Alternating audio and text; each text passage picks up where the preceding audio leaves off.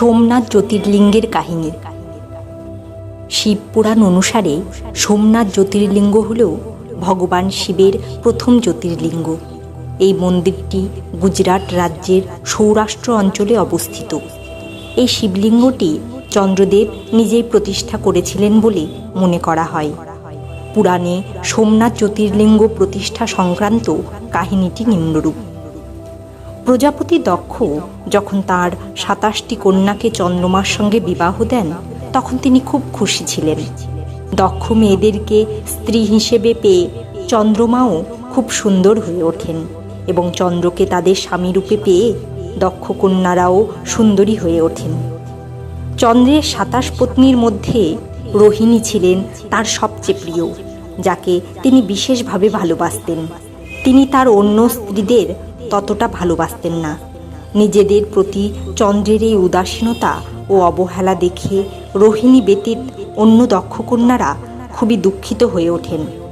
তারা সকলে তাদের পিতা দক্ষের কাছে গিয়ে তাদের কষ্টের কথা ও তাদের দুর্দশার কথা জানালো।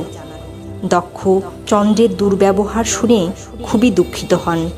তিনি চাঁদের সাথে দেখা করে শান্তভাবে বললেন, চন্দ্রদেব, আপনি একটি উৎকৃষ্ট এবং পবিত্র পরিবারে জন্মগ্রহণ করেছেন, তবুও আপনি আপনার স্ত্রীদের সাথে বৈষম্যমূলক আচরণ করছেন।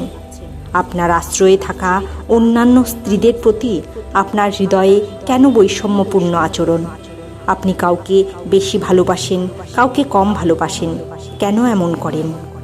আপনি এখন পর্যন্ত যে আচরণ করছেন তা ঠিক নয়, তাই ভবিষ্যতে আপনার এমন আচরণ করা উচিত নয়। যে ব্যক্তি তার স্ত্রীদের সাথে অসম আচরণ করে তাকে নরকে যেতে হয়।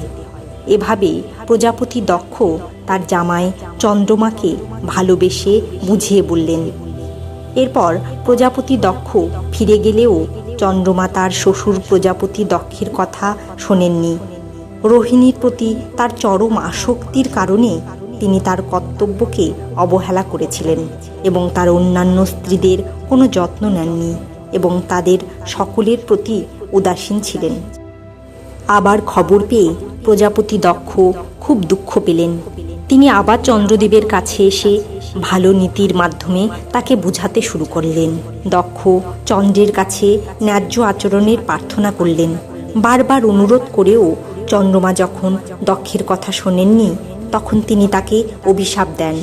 দক্ষ বললেন, আমার অনুরোধের পরেও তুমি আমার অবাধ্য হয়েছ, তাই তোমার ক্ষয়রোগ হবে। দক্ষের অভিশাপ পাওয়ার পরের মুহূর্তেই চন্দ্রমা ক্ষয়রোগে আক্রান্ত হন। তিনি দুর্বল হয়ে পড়তেই সর্বত্র হইচই পড়ে যায়। সমস্ত দেবতা ও ঋষিরাও চিন্তিত হয়ে পড়লেন। অস্থির চন্দ্র তার অসুস্থতা এবং তার কারণ সম্পর্কে ইন্দ্রের মতো দেবতা ও বশিষ্ঠের মতো ঋষিদের অবহিত করেছিলেন। এরপর তার সাহায্যের জন্য ইন্দ্রের মতো দেবতা এবং বশিষ্ঠের মতো ঋষিরা সাহায্যের জন্য ব্রহ্মাজির কাছে যান। ব্রহ্মাজি তাদের বললেন, কর্মের ফল ভোগ করতেই হবে, দক্ষের সিদ্ধান্ত ফেরানো যাবে না। এরপর ব্রহ্মাজি সেই সব দেবতাদের সর্বোত্তম সমাধানের কথা বললেন। চন্দ্রদেবকে দেবতাদের সঙ্গে পবিত্র প্রভাসক্ষেত্র এলাকায় যেতে বললেন। সেখানে শুভ মৃত্যুঞ্জয় মন্ত্র উচ্চারণ করে ভক্তিভরে ভগবান শিবের পূজা করতে বললেন। শিবলিঙ্গ স্থাপন করে প্রতিদিন কঠিন তপস্যা করতে বললেন। ভগবান ভোলেনাথ যখন তার উপাসনা ও তপস্যায় খুশি হবেন, তখন চন্দ্রদেবকে ক্ষয়রোগ থেকে মুক্ত করবেন। পিতামহ ব্রহ্মাজির আদেশ মেনে দেবতা ও ঋষিগণ চন্দ্রদেব সহ প্রভাস এলাকায় পৌঁছান।